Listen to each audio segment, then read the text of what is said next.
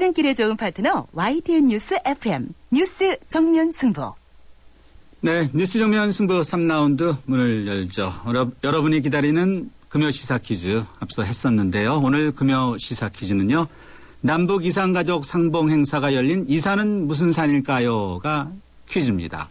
정답 보내주신 분들 가운데 3분을 추첨해서 예술의 전당에서 진행되는 연극 환도열차 티켓을 드리겠습니다. 휴대전화 우물정 0945번이나 또는 스마트폰 YTN 앱이죠. 예스로 정답 보내주시면 되겠는데요. 네, 보기가 있죠. 보기가 1번, 2번, 3번, 4번 보기가 있는데 네, 잠시 뒤에 제가 보기 불러드리고요. 휴대전화 우물정 0945번이나 스마트폰 애플리케이션 예스에 있는 무료 게시판으로 보내주시면 되겠습니다. 그리고 보기 불러드리기 전에요. 잠깐만 기다려보세요. 오늘 뉴스 정면 승부 예스 or 노에서는요. 김연아 선수의 은메달 결과에 동의하십니까? 라는 질문으로 청취자 여러분들과 함께하고 있는데요. 보내주신 의견 한 가지 먼저 살펴보겠습니다. 8516님인데요. 노입니다. 김연아에게 은메달을 준 심사위원들은 자질이 없어 보이고 러시아에게 뺏긴 느낌이네요. 우리나라의 스포츠 외교가 문제가 있지 않나 싶은 생각도 들고요. 그래도 김연아 선수가 점수에 연연하지 않고 최선을 다했다는 느낌이 들어서 훌륭하고 아름답습니다. 네, 정말 그래요. 네. 메달이 필요한 사람에게 줬다. 이렇게 생각하자라는 저 아주 담담한 그 멘트 너무 아름답습니다. 보기 알려드리겠습니다. 보기 1번 백두산, 2번 금강산, 3번 한라산, 4번 남산입니다. 휴대전화 우물정 0945번으로 정답 기다리고 있습니다. 네, 뉴스 정면 승부 3라운드요. 바로 이어가겠습니다. 서울우유가 아이들에게 물었습니다. 우유를 보면 뭐가 생각이 나요? 엄마! 엄마 맨날 주세요.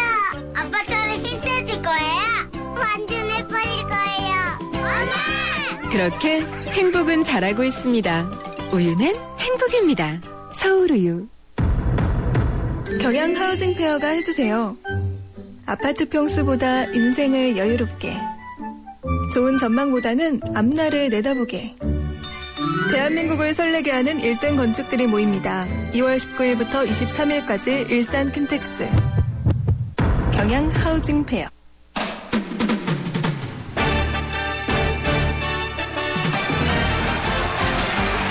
네, 스포츠 소식 알아보겠습니다. 소치 동계올림픽 현장으로 가보죠. 한국일보의 최영철 기자 연결되어 있습니다. 최 기자 안녕하세요.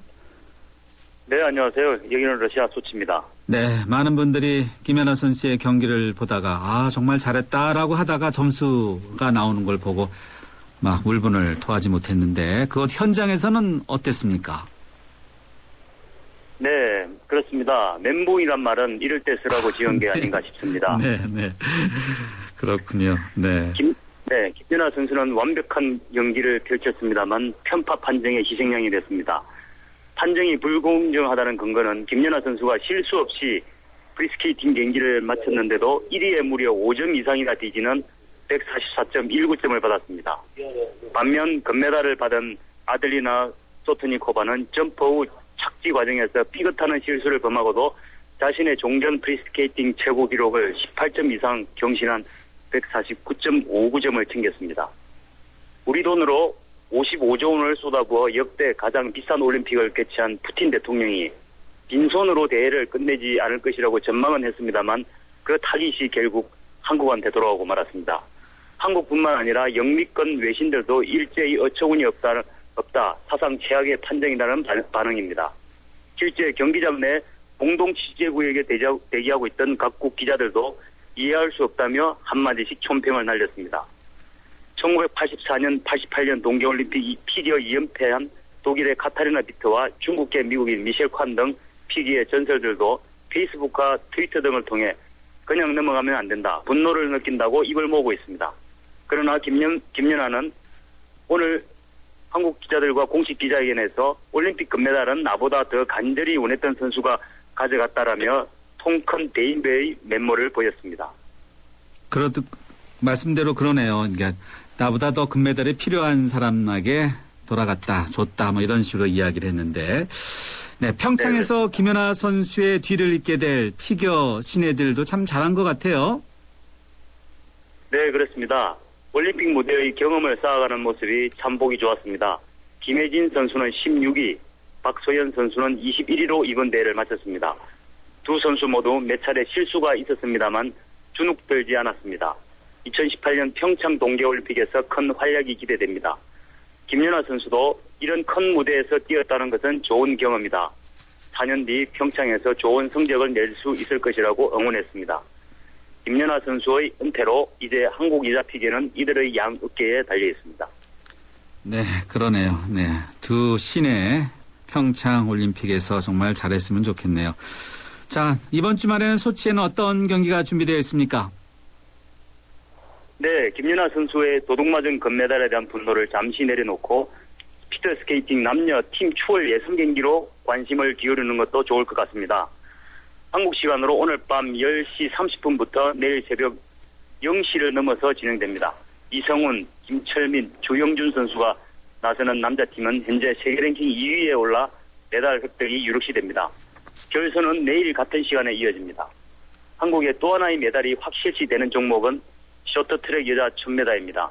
심석희, 박성희, 김아랑 선수가 출전하는데 결선 경기가 내일 새벽 1시 30분부터 시작됩니다. 빅토르안 안현수 선수 경기도 같은 시간에 열립니다. 안현수는 쇼트트랙 500m 8강 경기와 5000m 계주 결선 경기를 남겨두고 있습니다. 네, 심석희 선수가 뛴다고 그러니까 메달을 정말 따겠다 이런 생각을 하시는 분들은 많을 것 같아요. 네. 네, 그렇습니다. 예. 소치 동계올림픽 언제까지 하죠? 네, 이곳 시간으로 23일 개막 예정입니다. 그러면은 한국 시간으로는 월요일쯤 되겠네요. 그러니까. 네. 네, 그렇습니다. 예, 알겠습니다. 계속해서 취재해 주시고요. 오늘 스포츠 소식 여기까지 듣겠습니다. 고맙습니다. 네, 감사합니다. 네, 소치 동계올림픽을 취재하고 있는 한국일보의 최영철 기자였습니다. 금요일 저녁 교통 상황 어떤지 알아보겠습니다. 김미란 캐스터. 네, 뉴스 정면 승부 교통정보입니다. 금요일 저녁 시간 주요 도심 중심으로 교통량이 많은 모습입니다. 한남대로 따라 계속해서 강남 쪽으로 진행이 어려운데요. 도심 퇴계로부터 남산 1호 터널 지나 한남동 오거리 쪽으로 긴 정체가 이어져 있고요. 남산 2, 3호 터널도 모두 강남 쪽으로 밀리고 있습니다. 도심 강남대로는 교보타워 사거리부터 강남역까지 양 방면이 정체의 서행입니다. 교차하는 테헤란로 따라 역삼역에서 강남역 쪽으로 속도가 많이 내려가 있고요. 봉은사로는 교보타워 사거리에서 차병원 사거리 구간도 양 방면이 밀리고 있습니다. 서부권에서는 양화로 홍대입구역에서 동교동 삼거리 구간 양 방면이 정체 서행입니다. 뉴스 정면 승부 교통정보였습니다.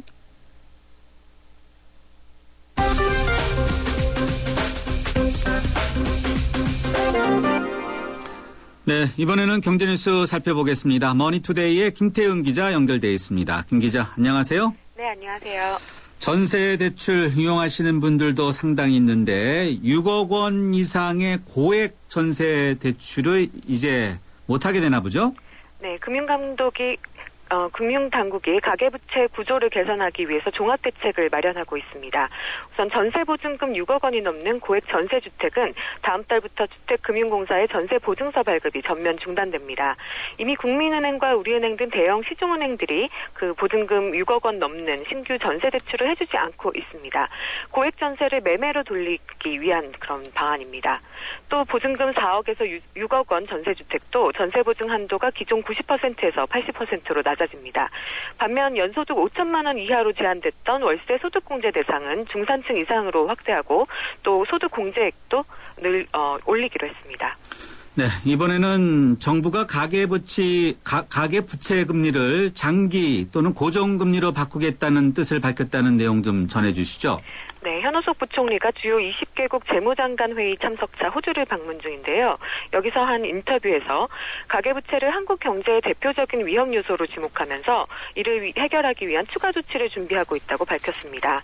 부채 구조를 단기 변동금리 위주에서 장기 고정금리로 바꾸는 방안을 검토 중이라는 설명입니다. 그만큼 가계부채에 따른 리스크를 줄이겠다는 의미입니다. 또한 당분간 엔화 약세가 계속될 것이라고 전망하면서 한국 경제에 미칠 영향이 커질 수 있어 우려스럽다고도 지적했습니다. 이번엔 통계청 소식 한번 들어보죠. 소비 성향이 상당히 줄었나 보죠? 네, 소득이 늘더라도 지갑을 열지 않는다 이런 지적이 계속 나오고 있는데요. 지난해 연간 평균 소비 성향이 73.4%로 전년도보다 0.7%포인트 하락했습니다.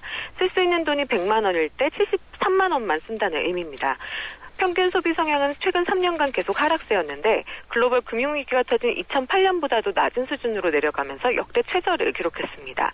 다만 분기별 평균 소비 성향을 따졌을 때 2년 반 만에 처음으로 상승세로 반전을 해서 소비가 곧 회복되지 않겠나 하는 기대감도 나오고 있습니다. 그렇군요. 네. 한국 포탈의 1인자도 네이버의 주가가 상당히 떨어졌는데 바로 이것 때문에 그렇다고 하는데 이것이 뭐죠? 네, 세계 최대 SNS 업체 페이스북이 모바일 메신저 왓츠앱을 인수하면서 업계의 지갑 변동이 예고되고 있기 때문입니다. 인수 금액은 190억 달러로 우리 돈 20조 4천억 원에 이릅니다. 페이스북이 그동안 인수합병한 그 규모 중에서 가장 큽니다. 왓츠앱은 실리콘밸리에서 2009년 창업한 뒤 월간 사용자가 4억 5천만 명을 넘어섰는데요. 중국의 위챗보다 사용자는 적지만 글로벌 영향력에서는 세계 최고라는 평가입니다. 페이스북이 왓츠앱을 인수하면서 공격적인 행보를 펼칠 것으로 전망이 되면서 세계로 뻗어나가려고 하는 네이버 라인과의 한판 경쟁이 불가피해졌습니다. 그렇겠네요. 네, 네이버도 다시 한번 전열을 재정비해야 되지 않을까 그런 생각이 드네요. 네. 오늘 경제뉴스 브리핑 여기까지 듣겠습니다. 고맙습니다. 감사합니다. 지금까지 머니투데이의 김태은 기자였습니다. 난 기다렸지 프로 설레는 맘으로 빛나지 이대로 멋지지 그대로 그 세상 속엔 나로 난 앞으로지 프로 나랄라라 세상의 프로가 되다 LG G 프로2 눈부신 광채 피부 그 이상 새로 나온 블루민 에센스 SK2의 새로운 발견 피부 내면의 촘촘히 빛을 채워 활짝 피어나는 피부 경험하세요. 새로운 블루민 스킨 SK2. 네, 여러분이 궁금해하시는 금요 시사 퀴즈는 앞서 알려드렸는데요. 다시 한번 알려드릴까요? 남북 이산가족 상봉 행사가 열린 이산은 무슨 산일까요?가 오늘 퀴즈입니다. 퀴즈 오늘 굉장히 쉬운 것 같아요. 1번 복입니다. 1번 백두산, 2번 금강산, 3번 한라산, 4번 남산입니다. 정답 보내주신 분들 가운데 3분 추첨해서요. 예술의 전당에서 진행되는 연극 환도열차 티켓 드리겠습니다. 보내시는 방법은요. 휴대전화 우물정 0945번이나 이것은 유료 문자고요. 스마트폰 애플리케이션 YTN 라디오 이름이 예스입니다. YTN 라디오라고 치셔도 되고 그렇지 않으면 예스, YES라고 치시면은 애플리케이션 다운로드를 받으실 수 있는데요. 이 YTN 라디오 애플리케이션을 다운로드 받거나 현재 듣고 계신 분들은 이 예스에 있는 게시판 무료입니다. 이 무료에다가 정답 보내주시면은 당첨될 확률이 조금 더 높다. 는 정보가 있습니다. 제가 조금 확인해 보니까 그런데요. 이 예스로 특히 이제 무료 아닙니까? 무료 또 당첨될 확률이 높으니까 일석이조 아닐까요? 네. 예스로 많이 보내주시기 바랍니다. 그리고 오늘도 뉴스 정면 승부 예스 오너 바로 우리의 피겨 여왕이죠. 정말 우리를 기쁘게 해준 김연아 선수와 관련된 이야기인데 예스 오노는요. 오늘 김연아 선수의 은메달 결과에 동의하십니까? 라는 질문으로 여러분들과 함께하고 있습니다. 물론 여기도 의견 보내주시면 선물 준비되어 있습니다. 1059님은요. 노, 텃세가 너무 심하네요. 울분을 참을 수가 없네요. 심판들 자질이 문제인 것 같아요. 김연아 선수가 진정 금메달입니다. 김연아 선수 수고 많이 했어요. 라고 이렇게 이야기했고요. 2188님은요. 노, 동의 못하지요. 점수를 확인하고 당연히 금메달이겠구나 했는데 망연자실했어요. 화가 나서 잠도 설쳤어요. 금메달이 자기 주인 찾아갔으면 좋겠습니다. 라고 의견 주셨습니다. 앞서 저희가 스포츠 기자 연결했더니 이럴 때 쓰는 말이 멘붕입니다. 라고 이렇게 아주 한마디로 요약해 주셨는데요. 또 정홍원 국무총 있는 소치 현장에서 정말 문제가 있는 것 같다라고 이게 국가를 대표하시는 분도 이런 멘트까지 했습니다. 소치에 있는 선수들을 격려하면서요. 그러나 우리가 또 깨끗이 승복할 건 승복해야 되지 않을까라는 것이 저의 의견입니다. 또 다른 의견이 있으신 분요. 휴대전화 우물정 0945번으로 의견 보내주시면요. 제가 소개해드리겠습니다.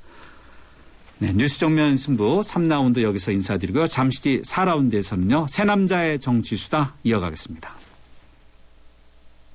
서양 고전음악을 완성시킨 천재 작곡가 악성 베토벤. 그의 음악적 잠재력을 일깨워준 사람은 스승인 크리스티안 네페 선생님이었습니다. 네페 선생님은 지루한 이론과 반복적인 연습을 강요하지 않았습니다. 이탈리아와 프랑스, 독일의 유명한 오페라를 감상할 기회를 마련했고 어린 베토벤이 음악에 대해 더 깊이 느끼고 생각할 수 있도록 이끌었습니다. 가르치는 것이 아니라 깨우치는 교육, 아이들의 잠재력을 활짝 꽃피우는 우리 교육의 희망입니다. 이 캠페인은 IM 더 키, 눈높이 대교와 함께합니다. 살아있는 뉴스 깨어있는 방송 한국의 뉴스 채널 YTN 뉴스 FM. 네, 뉴스 정면 승부 4라운드 문을 열죠. 금요 시사 퀴즈 다시 한번 설명해 드리겠습니다. 남북 이산가족 상봉 행사가 열리고 있는데요. 이 산은 무슨 산일까요가 질문입니다. 대부분 아실 텐데 이 보기만 좀 다시 한번 설명해 드리겠습니다. 1번 백두산, 2번 금강산, 3번 한라산, 4번 남산입니다. 선물은요. 2014년 예술의 전당 기획 시리즈의 첫 기차, 우리들의 현재 모습을 역사적으로 재조명한 연극 환도열차 티켓입니다. 세 분께 드리도록 하겠는데요. 보기는 1번 백두산, 2번 금강산, 3번 한라산, 4번 남산입니다. 힌트는요. 이거 먹고 식후경 이런 거 있지 않습니까? 네, 이런 것입니다. 네, 잠시 뒤에는 새 남자의 정치수다 강지연 변호사님 그리고 하호영 기자와 함께하겠습니다. 잠시 뒤에 뵙죠. 2013년 쉐보레가 국내와 글로벌에서 자체 판매 신기록을 달성했다는 놀라운 소식. 그리고 놀라운 혜택. 최대 3년 3.9% 할부 및 추가 할인. 말리부 캡티바 1.9% 할부에 최대 80만 원 특별 할인까지. 2014년에도 놀라움은 계속됩니다. 일부 차종 제외 2월 28일까지. Chevrolet, find new roads.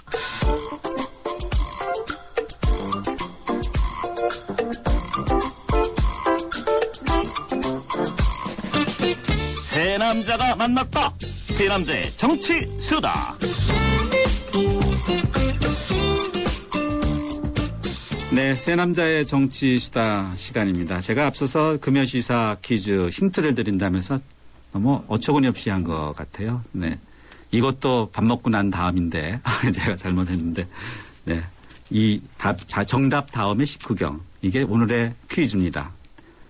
보기 다시 한번 불러드릴게요. 1번 백두산, 2번 금강산, 3번 한라산, 4번 남산입니다. 네, 바로 오늘 퀴즈 남북 이산가족 상봉 행사가 열린 이산 이 퀴즈인데 저희 뉴스 정면 승부에서 인터뷰를 해주셨던 이산가족 한 분이 바로 이런 이야기를 하셨습니다. 대상자로 뽑히는 것은 로또다. 안타깝다. 이런 이야기를 하셨는데요. 정부가 이번 이산가족 상봉 성사와 남북 고위급의 접촉에 여세를 몰아서 근본적인 해결에 나섰으면 좋겠다. 이런 의견도 피력하셨습니다. 정말 그렇죠. 금요일에 오늘 불타는 금요일 아니겠습니까? 이분들과 함께 또 속 시원한 쾌감을 안겨드리는 것이 바로 바로 옆자리에 계시는 강지연 변호사님 또 하호영 기자 이분들이 이렇게 속 시원한 쾌감을 드리지 않습니까? 그래서 또 다른 로또를 얻게 해드리는 것이 아닌가 생각되는데 한 주간 정치권 뉴스 살펴보고 다음 주 정치권도 전망해 보겠습니다. 새 남자와 함께하는 정치수다 이어가는데요. 여러분들도요. 휴대전화 우물정 0945번이나 YTN 스마트폰 애플리케이션 YTN 라디오 이름이죠. 예스에 있는 게시판에 남겨주시면 되겠습니다. 이 자리에 지난 18대 대선 후보였던 강지연 변호사님 그리고 한겨레 정치부의 하호영 기자 두 분 함께하십니다. 안녕하세요. 안녕하세요. 네, 강 변호사님. 네. 이번 주 정치권 어땠습니까? 점수 지난주에 상당히 잘 주셨던 것 같은데. 잘 준 것도 아니죠. 50점 줬었으니까요.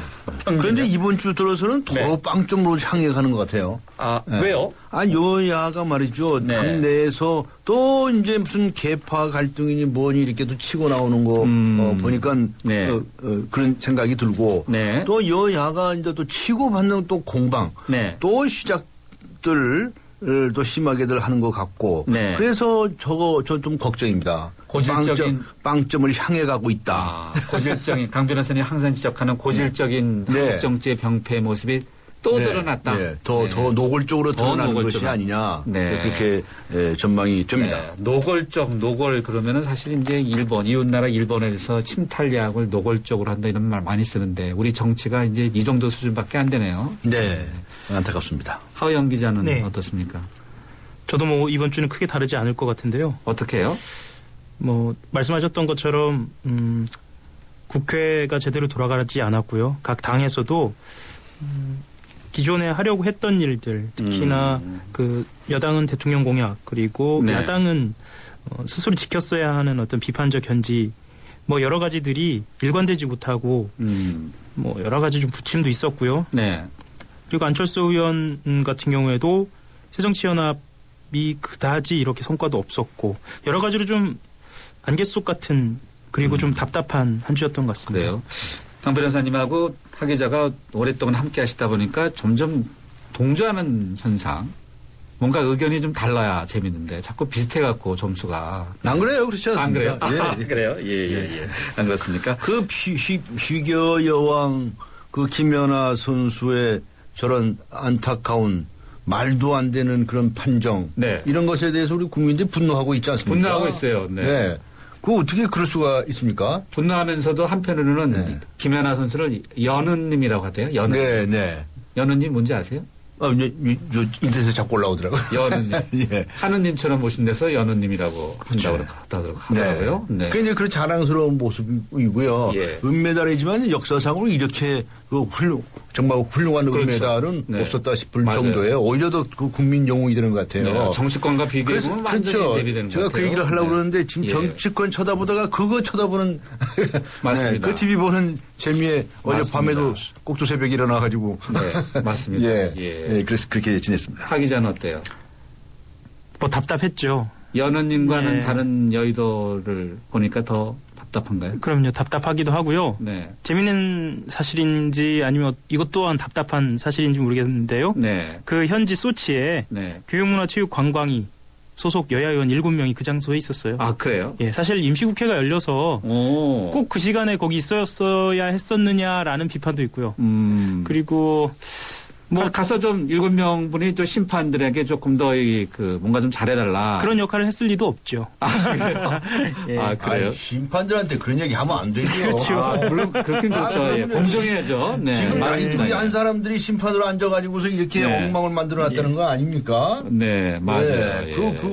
그런 생각부터가 잘못된 것인데, 이거 진짜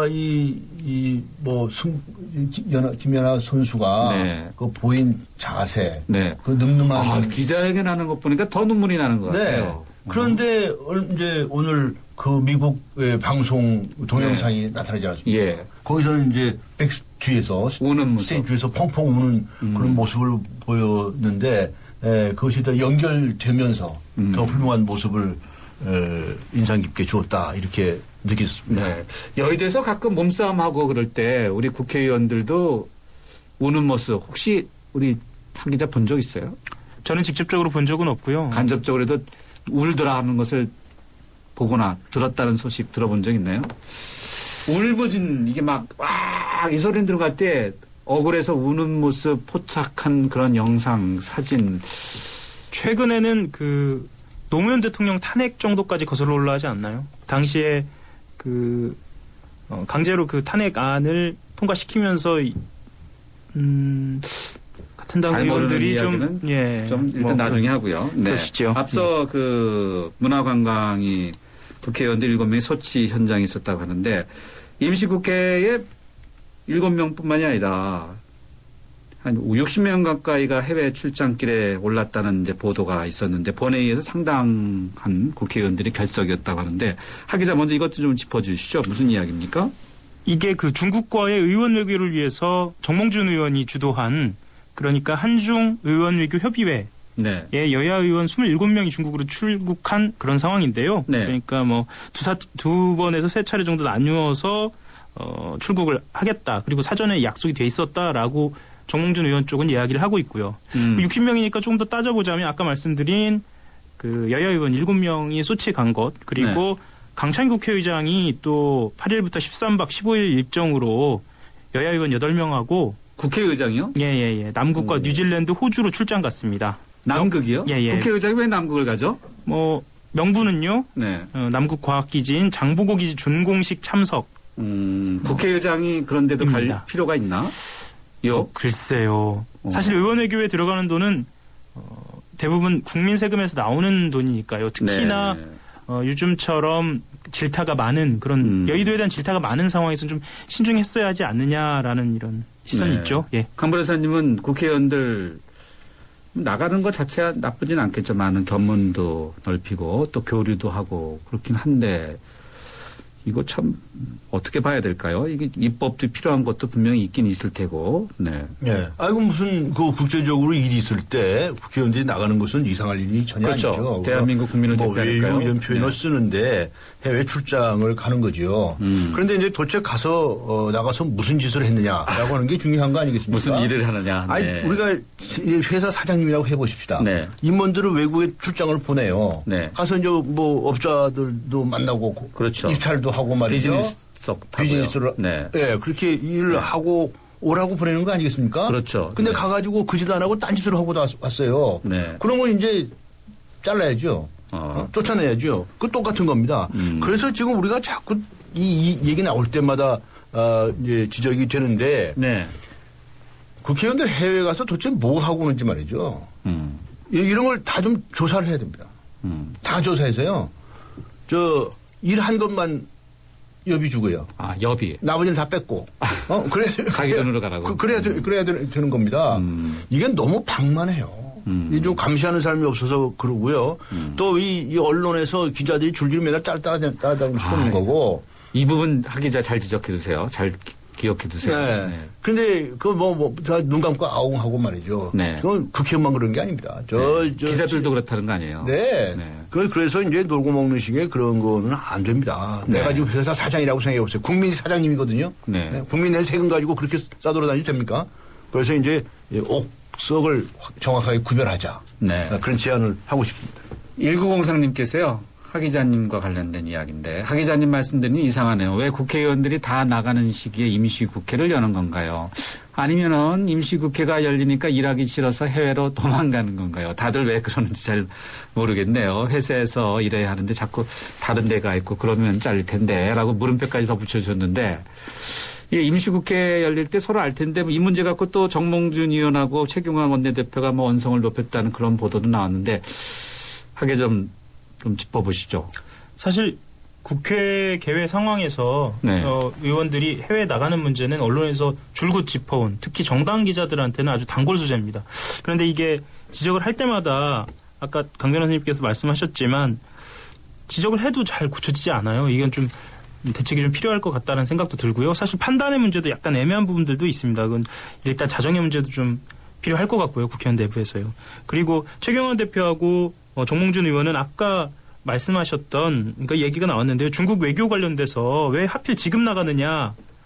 방중단 규모를 줄이면 어떻겠느냐라고 최경환 원내대표가 정몽준 의원을 향해서 얘기를 했고 정몽준 대표는 이미 이야기한 건데 왜 지금 문제 삼느냐라고 해서 설전이 좀 오가긴 했죠. 그런데 이것이 외유의 문제이기도 하지만 외유라는 표현이 좀 주관적이라고 한다면 중국에 나가는 의원들과 함께 나가는 문제이기도 하지만 어찌 보면은 이 친박이냐 아니냐라는 문제로 비화되면서도 좀 개파 갈등으로 비춰지기도 했죠. 친박이냐 비박이냐. 네네. 그래서 그런가요? 원조 친박 나도 친박. 앞서 퀴즈 하다 보니까 제가 자꾸 유행어에 따라가는데 새누리당에서 또 박 터졌다 이런 해석도 나오고 참 박 터졌다. 당에서의 어떤 갈등이 긍정적으로 가면은 좋겠죠, 강 변호사님. 그런데 그냥 너는 저쪽 친박, 나는 비박. 그래서 그런 식으로 싸움이라는 그것은 당연히 좋지 않을 것 같은데 현재 새누리당 내에서의 어떤 이러한 갈등은 어떻게 보고 계세요? 그 새누리당의 갈등을 말씀하셨는데 이건 민주당도 똑같습니다. 그래요? 지금 양쪽 당이 말이죠. 이 개파 갈등인지 이런 것들이 튀어나올 때가 됐습니다. 민주당도 친노냐 비노냐 그러죠. 그렇죠. 김한길 대표 나가라 누구 내세우자 이런 얘기도 민주당에서 나오고 있다는 것이고요. 또 새누리당에서는 방금 말씀하신 대로 친박 비박 어쩌고 이런 얘기 나오는데 지금 이제 새 정권 들었으니 1년 되지 않았습니까? 맞아요. 예. 1년 되고 나서 네. 이제 2년 때부터는 이제 좀 뭐 고개를 들기 시작을 하죠. 예. 사실은 한 4년째 되면 4년, 5년째는 이미 레임덕이라고 봐야 되거든요. 그래서 실제로 일할 수 있는 건 이제 앞으로 한 2년 정도. 네. 근데 이제 이때부터는 이제 고개를 들기 시작합니다. 또 선거를 특히 앞두고선 그렇죠. 네. 육사 지방선거 있죠. 벌써부터요. 또 이제 총선이 네. 있습니다. 네. 총선 때는 말이죠. 이게 또 공천권이라는 게 있어요. 네.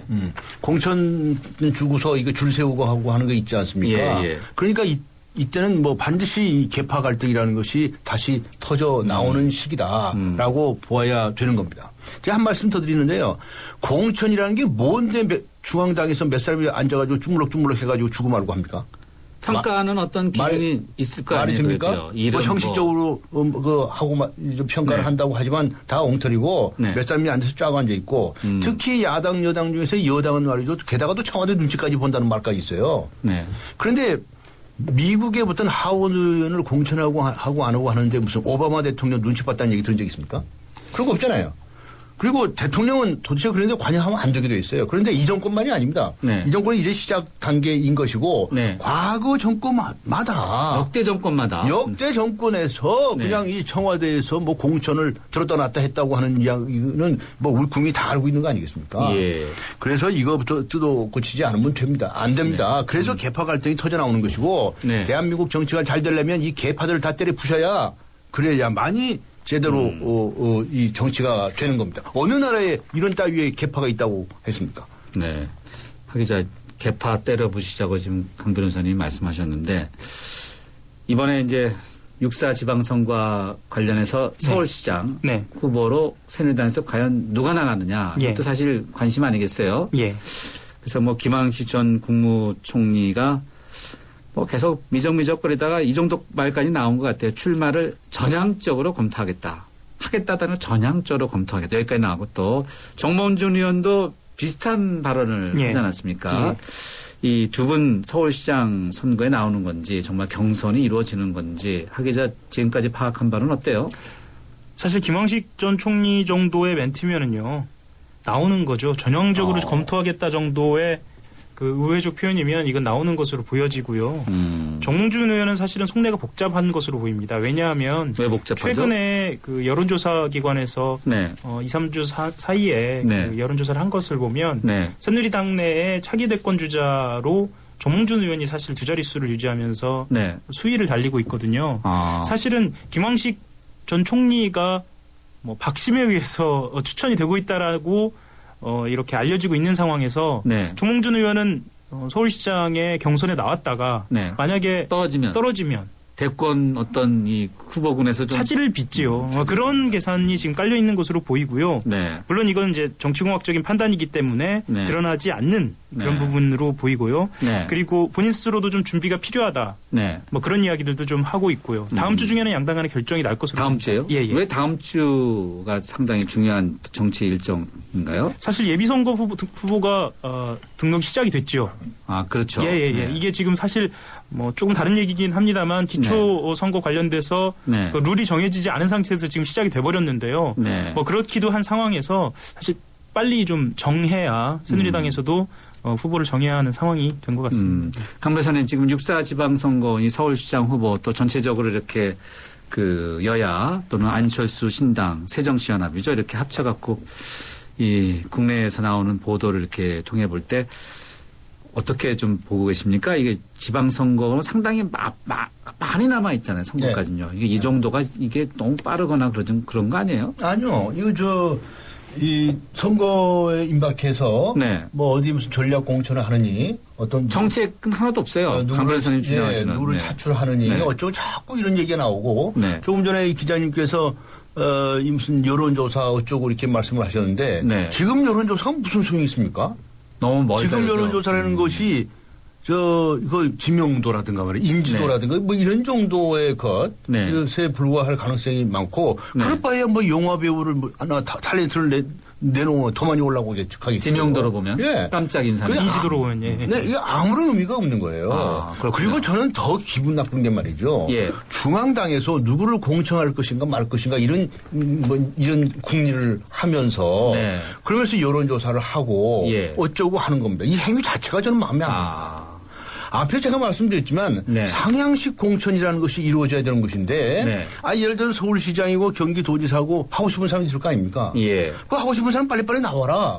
그리고 나는 당선이 되면 뭘 하겠다. 정책 공약 매니페스토를 내놔라. 그리고 그 매니페스토 같은 걸 들고 함께 여론조사를 한다든가 말든가 그래야지. 자기가 당선되면 뭐 하겠다는 말이 없어서 단 한마디도 없어요. 그런데 지금 상태는 뭐 보고 까막는 같은 무슨 여론조사를 합니까? 이건 그래서 제가 늘 비판하지만 이 경마식 보도다. 그냥 인지도에 대한 경마장에 망아지들 뛰는 것 같은 것을 보도하는 거나 마찬가지다. 그래서 저는 이런 정치 행태부터 또 고쳐라. 왜 중앙당이 난리를 치느냐, 누굴 공천하느냐 마느냐 하고 그렇게 당원들이 못 믿어요? 그런 정당이에요?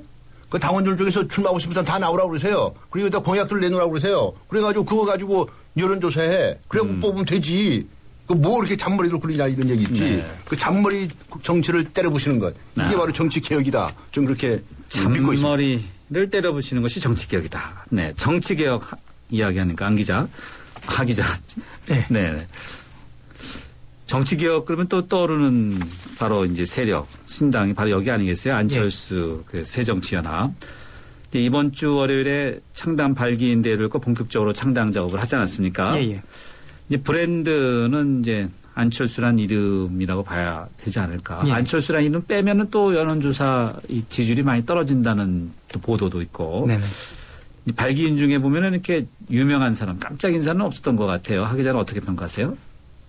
어느 정도 돼야 깜짝 인사인지 저는 잘 모르겠는데요. 깜짝 인사의 정도. 하 기자가 들어가면 깜짝 인사할 것 같아요. 제가 놀라겠죠. 그래요? 근데 사실은 그런 기준으로 말씀을 드리면은요. 안 의원이 영입에 공을 들이고 있었다라고 알려졌던 그리고 신당 합류도 조심스럽게 점쳐졌던 김상곤 경기도 교육감이나요. 오거돈 전 해양수산부 장관 그리고 한상진 서울대 명예교수 등은 발기인 명단에서 빠졌죠. 이번에 빠졌으면은 합류를 안 한다고. 그렇게 보기는 힘들죠. 그렇게 보기는 힘들고요. 사실은 특히 김상곤 교육감이나 오거돈 장관 같은 경우에는 생각이 좀 많은 것으로 여의도에는 좀 알려져 있고요. 다만 이제 한상진 교수는 좀 입장은 분명히 하신 것 같고요.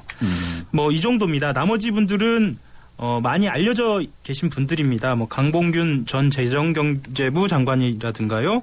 아니면은 조배숙 전 의원이라든가 뭐 충남지사로 오르내리고 있는 류근찬 전 의원 뭐 이런 분들은 많이 알려주신 분들입니다. 그리고 이전에 그 새정추 공동위원장도 이름을 올리셨고요. 뭐 등등입니다. 강 변호사님, 이제 안철수의 이제 새정치연합에 이제 이렇게 발기인대를 가짐으로써 물론 우리나라 정당들이 이미 3당, 4당 여러 당이 있지만은 사실상 큰 세력 이것도 사실 지도를 바탕으로 한 세력이라고 봐야 될 것 같은데.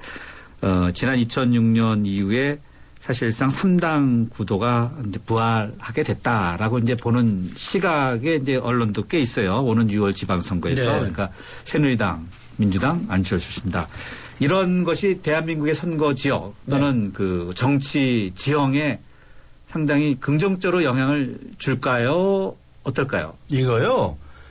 새정치연합은요. 첫 단추부터 잠못 끼었어요. 왜요? 그제 무슨 정치 구상이라고 발표한 걸 보면 합리적 보수와 성찰적 진보가 다 함께 모여서 하겠다는 거거든요. 그것은 뭐냐? 우리 정당은 짬뽕 정당이다라고 자백한 겁니다. 그거. 짬뽕. 보수하고 진보하고 같이 하는 게 짬뽕이고 잡탕이지 이게 무슨 정당입니까? 정당이라는 것은 보수면 보수, 진보면 진보. 약한 보수면 약한 보수, 강한 보수면 강한 보수. 진보도 마찬가지고요. 이렇게 자신의 정치 이념과 정책을 분명하게 하고 그 깃발 아래 사람들이 모이는 겁니다. 이념의 스펙트럼이 좀 헷갈린다는 거네요. 분명히 해야죠. 그래서 빨간색인지 파란색인지 아니면 보라색인지 섞어서 내겠다는 거 아니에요? 섞으면 보라색이나 주황색 끝이라고 생각할 수 있는데 그 보라색이면 몇 대 몇이 합해진 보라색이다 라는 것이 분명히 돼야 되는 거예요. 그러니까 좌파라고 그러면 중도 좌파, 좀 더 강한 좌파, 아주 극진적인 좌파 이런 식으로 우파라고 한다면 좀 더 강한 우파, 아주 극단적인 우파 이런 식으로. 그걸 분명하게 해놓고 사회 모여라 해야 되는데 이쪽하고 저쪽하고 섞어가지고 하겠다는 거니까 이거 우리는 잡탕입니다. 우리는 짬뽕입니다. 라고 스스로 고백하거나 마찬가지라는 거예요. 아, 그래요? 이걸 왜 모르냐고요, 정당하겠다는 사람들이. 정당의 기본이 뭔지도 모르고 지금 시작한 겁니다. 이 얘기는요, 지금의 새누리당이나 민주당이도 똑같습니다. 민주당은 도대체가 다 진보적인 사람들만 모여 있습니까? 그래서 경상도 분들은 거의 없고 전라도 사람들만 득실득실 거립니까? 또 새누리당 완전히 경상도 사람들 혹시 또 반론 제기할지 모르는데 민주당의 호남 분들이 많나요? 그다음에 경상도에서는 새누리당에서는 경상도 사람들은 득실득실거리고 전라도 사람들 씨를 찾아볼 수가 없을 정도로 만약 이런 식의 것은 보수 진보의 정당이 아니라 지역 패거리 작당 정당이다라고 하는 이것이 지금 한국 정치가 가장 비판받는 것이거든요. 근데 지금 새로 나온 정당이 또 따라서는 거 아니에요. 그러니까 이게 이제 잡탕 3인방 같은 꼴이 되어버린 거예요. 잡탕 3인방. 네. 그러니까 이게 옛날에 과거의 그 삼김씨 시대를 연상시키는 이런 시대가 되어버렸는데 이거 대한민국 정치적으로 거꾸로 가고 있습니다. 거꾸로 가고 있다. 거꾸로 가고 있습니다. 한번 바꿔야 됩니다. 빨주노초 파란보가 색이 이렇게 쭉 있으면은 또 무지개가 색이라고 말하는 쪽들도 있지 않을까 그런 생각도 드는데 하기 전 어떻게 보세요? 어쩔 수 없는 지점이 있었다고 생각합니다. 안철수 의원이 이번에 내놓은 여러 가지 스펙트럼이 다양할 수밖에 없었던 것은 첫 번째로는 제3섹터 중도를 장악하겠다라는 의도가 있었고요. 두 번째는 현실적인 인물난이 있었던 것으로 보여요. 그러니까 민주당 총선이 있어야 사실 의원이나 정치인들이 움직이는데요. 지금은 움직일 수 있는 요인이 없었던 상황에서 인물난이 있어서 이런 현실적인 어려움이 있었고요. 세 번째는 지역 구도를 고려하지 않을 수 없었던 상황도 좀 있었던 것 같습니다. 이 세 가지가 다 비판 지점에 있으면서도 또한 그것의 한계이기도 하죠. 근데 그 말씀이 절반은 맞고 절반은 틀린 말씀인 것이 방금 말씀하신 것처럼 중도를 장악하겠다는 의도가 있을 거라고 그렇게 말씀을 하셨어요. 근데 하 기자님이 그걸 거의 찬성한다고 생각하지 않는데 중도를 장악한다고 해서 보수하고 진보를 짬뽕을 시켜놓으면 중도가 되는 겁니까? 중도 보수인지 중도 진보인지 그걸 분명하게 하라 이거예요. 그걸 분명하게 해야지 양쪽을 그러고 뭐라면 짬뽕인지 그게 무슨 중도입니까? 그다음 인물난이라고 그러셨는데 아니 인물난이 돼서 사람이 없으면 없는 대로 출발해야지. 그리고 그 정책에 찬성하는 사람이 뭉쳐서 그 사람들 같이 모여서 하면 되는 것이지 어디 유명한 사람 여기 김 의원님 같으신 분 이거 유명한 사람들 모셔가려고 그러냐고. 그러면 정당이 되는 거냐고. 저는 안 유명한데. 그다음에 지역 말씀도 하셨는데 결국 지역 정당 하겠다는 거 아니에요? 또 어느 지역에 좀 인기가 있으니까 거기 가서 기웃기웃거리고 말이죠. 거기 가서도 또 무슨 싸움박질하고 하는 거 아니에요? 물 한 모금 드시죠. 한 변호사님이 또 그러니까 좀 감사합니다. 한 변호사님 좀 이렇게 숨 차실 것 같아서 이야기 좀 짚어보죠. 시간은 얼마 안 남는데 그 뒤늦게 또 간첩 의혹 논란이 일고 있어서 이게 지금 2014년인데 참 뻔히 멍멍한데 서울시 공무원 간첩 의혹 논란 사건 하 기자 이게 국정조사다 특검 도입하자 이런 이야기를 여야가 지금 또 공방을 벌이고 있는데 왜 그렇습니까? 간단하게 말씀을 드리면요. 지난해 2월입니다. 검찰이 서울시 공무원으로 일하던 유성 씨를 구속 기소했고요. 그리고 소송이 진행되는 과정에요. 어떤 상황이 벌어졌냐면 검찰이 유 씨의 혐의를 입증할 핵심 증거로 제출한 중국 북한 간 출입경 기록 그러니까 간첩으로 인정할 수 있는 그러니까 왔다 갔다 한 기록이 제출됐는데 그것이 위조됐다는 거죠. 강 변호사님 이 2014년에 서울시 공무원 간첩 의혹 논란 사건 이 공문서 위조 문제에 대해서 대한민국 이 영사급 이 공무원이 또 개인 화일이었다 이런 이야기들도 나오고 있는데 참 뭐라고 말하기 좀 어려운 이건 뭐 어려운 문제도 아니고요. 어려운 문제가 아니에요. 예. 네. 그다음에 정치권에서 이거 갖고 치고받고 싸울 일은 더더군다나 아닙니다. 아니, 그럼 어떻게 해야 돼요? 제가 검찰청에서 몇십 년 근무했던 사람인데 그렇죠, 예. 이거 일주일이면 다 밝혀내는 겁니다. 일주일이요? 아, 그럼요. 지금 뭐 일주일이 뭐야? 2, 3주 지났어요. 2, 3주가 그래서 뭐야? 예를 들면 국회 같은 데서는 그러는 거예요. 법무부 장관에게 이거 일주일 안에 밝혀내시오. 밝혀낼 수 있어 없어. 밝혀낼 수 없다고 한다면 사표 쓰고 나가시오. 이러면 되는 거예요. 그러면 다 끝나는 거지. 사표 안 쓰고 한다는 거죠. 근데 뭔가 지금 자꾸 꼽을 치고 싶은 게 있는지 아니면 뭐가 있는지 자꾸 그 의혹을 받고 있기 때문에 정치적 논란이 되는 것이거든요. 네. 그래서 난 여야도 이런 문제 가지고 패거리 작당해가지고 싸움박질하지 마세요. 싸움박질하지 말고 사실 입각해서 일을 처리하세요라고 하면 딱 불러놓고 일주일 안에 끝내라. 네. 딱 끝나. 벌써 다 알고 있는지도 몰라요. 네. 그거 빨리 밝히세요. 끝날 시간이 됐는데 사실 그러니까 저희 제작진이 사실 보도에 앞장서야 되는 것이 언론 아니냐. 예. 그렇죠. 기자 얼굴이 좀 빨개진 것 같아요. 그렇죠. 네, 기자들이 참 책임이 막중한데. 한 가지만 더 말씀을 드리면요. 국정원 사건도 마찬가지고 군사이버사령부 대선 개입 사건도 마찬가지고 이번 사건도 마찬가지인데요. 더 이상 묵히지 말고 좀 빨리 털고 갔으면 좋겠습니다. 알겠습니다. 네, 여기까지 하겠습니다. 두 분 감사합니다. 네, 수고하셨습니다. 18대 대선 후보였던 강주현 변호사님 그리고 하호영 기자였습니다. 2013년 쉐보레가 국내와 글로벌에서 자체 판매 신기록을 달성했다는 놀라운 소식. 그리고 놀라운 혜택. 최대 3년 3.9% 할부 및 추가 할인. 말리부 캡티바 1.9% 할부에 최대 80만 원 특별 할인까지. 2014년에도 놀라움은 계속됩니다. 일부 차종 제외 6월 28일까지. Chevrolet, find new roads. 당신의 베이스 캠프는 어디입니까? 어디로 가야 할지 모른다면 방향이 될 것이고 계속 가야 할지 망설인다면 용기가 될 것입니다. 베이스 없는 정상은 없습니다. 세상의 베이스가 되다. 포스코. 네, 오늘 퀴즈 정답 발표해드리겠습니다. 이사는 금강산 2번이었습니다. 정답 보내주신 분들 가운데 휴대전화 뒷자리 0013님, 9876님, 0621번님께 선물 보내드리겠습니다. 김연아 선수의 은메달 결과에 동의하십니까? 라는 질문으로 저희가 문자 받은 결과요. 예스 or 노의 비율은 1대9로 은메달이라는 결과에 동의하지 못한다는 의견이 더 많았습니다. 자, 그러나 김연아 선수가 메달 색깔은 중요하지 않다라고 또 이야기도 했고요.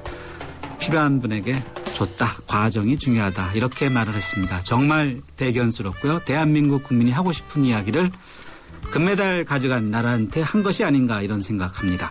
의견 보내주신 분들 가운데 2678번님께 선물 드리겠습니다. 따로 연락드리고요. 의견 보내주신 분들께 모든 분들께 감사드립니다. 2월 20일 금요일 뉴스 정면 승부 저희 여기까지 하겠습니다. 네, 함께해 주신 여러분 고맙습니다.